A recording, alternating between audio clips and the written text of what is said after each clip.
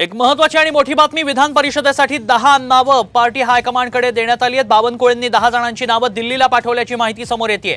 भाजपकडनं 10 नावं देण्यात आली आहेत। 5 उमेदवारांची नावं फायनल होण्याची त्यातनं शक्यता व्यक्त केली जाते। जातीचं समीकरण पाळण्याचा भाजपचा प्रयत्न असणार आहे। त्यातून सोशल इंजिनिअरिंगचा प्रयत्न भाजप करत असल्याचं पाहायला मिळतंय, कारण यात पंकजा मुंडेंचं देखील नाव आहे। त्यामुळे भाजप कुठेतरी सोशल इंजिनिअरिंगच्या माध्यमातून या नावांचा विचार करत असल्याचं पाहायला मिळतं। एकूण 10 नावं पाठवली आहेत, त्यातली 5 नावं फायनल होण्याची शक्यता आहे।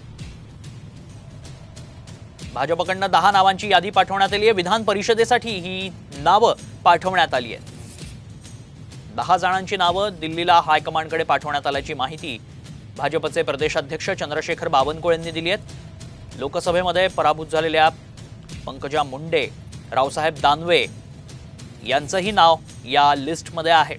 त्यामुळे दोघांचंही राजकीय पुनर्वसन केलं जातंय। तसंच जातीची समीकरणं देखील यातनं सोडवण्याचा प्रयत्न भाजप करत असल्याचं पाहायला मिळतंय। चंद्रशेखर बावनकुळेंनी ही नावं दिल्लीला पाठवली आहेत। आता यातली कोणती नावं फायनल होतात हे पाहणं महत्त्वाचं असणार आहे। या नावांवर आज किंवा उद्या शिक्कामोर्तब देखील होईल।